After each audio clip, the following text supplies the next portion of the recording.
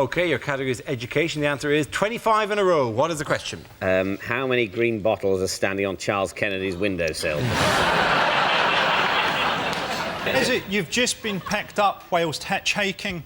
What's the last thing you want to hear the truck driver chuckle as he nods towards the 24 empty rucksacks in the back?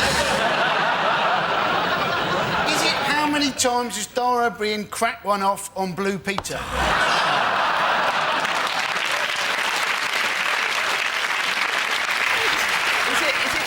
It was unfair to draw her into a political battle. I was not going to have an obsession with the woman or something. Can a man not form an unnatural attachment to someone they've never met on the television without it resorting to masturbation jokes?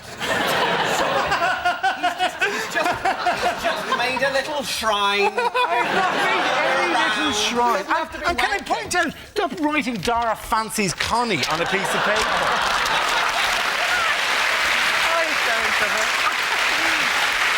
I think she's twice been unfairly dragged into political discussions that are not of her doing, and that's what I'm defending here. Is it for how many years has the UK finished bottom of the Eurovision Song Contest? Is it how many times has... We won it in 1997, happen to know. Did we?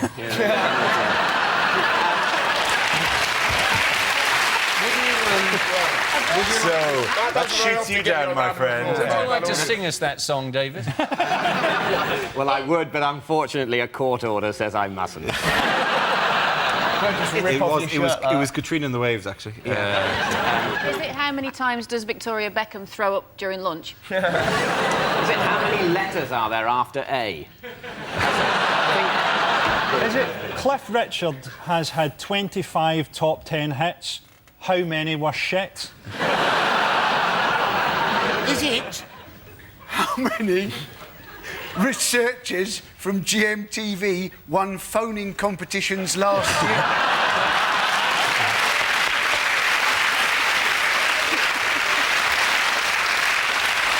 They're just very good on those questions. I'm going to steer you towards the correct answer. It is an education issue. Is it to do with GCSEs? It is to do... No, actually, no, it's through at A-levels, actually. OK. The results are getting better every year, and they have been for the past 25 years. That's exactly right. Well done, Russell.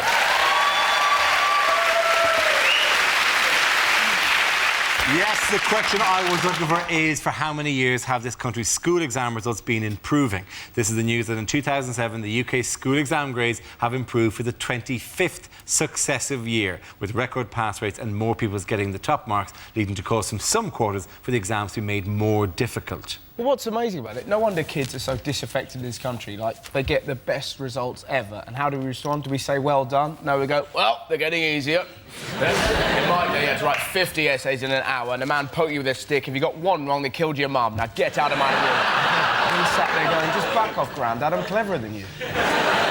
You do put young people in this country in a ridiculous catch-22, where all the coverage is about how stupid young people are, but you give them one chance to shine, and then they all work really hard and get A's, and then you tell them it's further proof that they're stupid.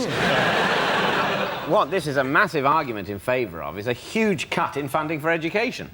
Rather than making the exams harder, let's just make the pupils stupider. That's a very good point. Clearly, too much money is going into education. You're educating them too much at this stage. People say that education's screwed, and then at this time of year it becomes clear that it's actually too good. Better than we need. The thing is, though, everyone gets to go to university now anyway, because everything is a university. It used to be you'd turn up to do a gig in a uni and you go, didn't this used to be a polytechnic? And now you turn up and you go, wasn't this an all-night garage? Wasn't this a swimming pool last year? There's a thing in Scotland this week where they've introduced philosophy for primary school children who are already quite philosophical, having watched all their brothers and sisters die in a series of unrelated chip pan fires. Are girls still doing better than boys? Now, boys apparently are closing that gap. Yes, by only a tiny percentage. There will always be differences because boys want the tit and the girls want commitment. So there'll always be gaps. I always found at school the one thing I could never work out was how to get girls' bras undone. I just couldn't work out. And then eventually I realised that these girls were wearing a different type of bra from my gran.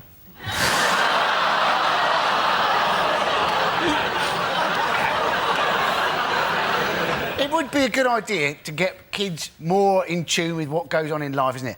I can remember spending a whole day finding out that woodlice quite liked dark, damp conditions. I have never been able to use that piece of information in everyday life. Well, yes, and... When you're there in your flat, aren't you? Your girlfriend's left you, you've lost your job, there's flood water lapping round your ankles. It's going to be little consolation to you that you know woodlice would quite like these conditions.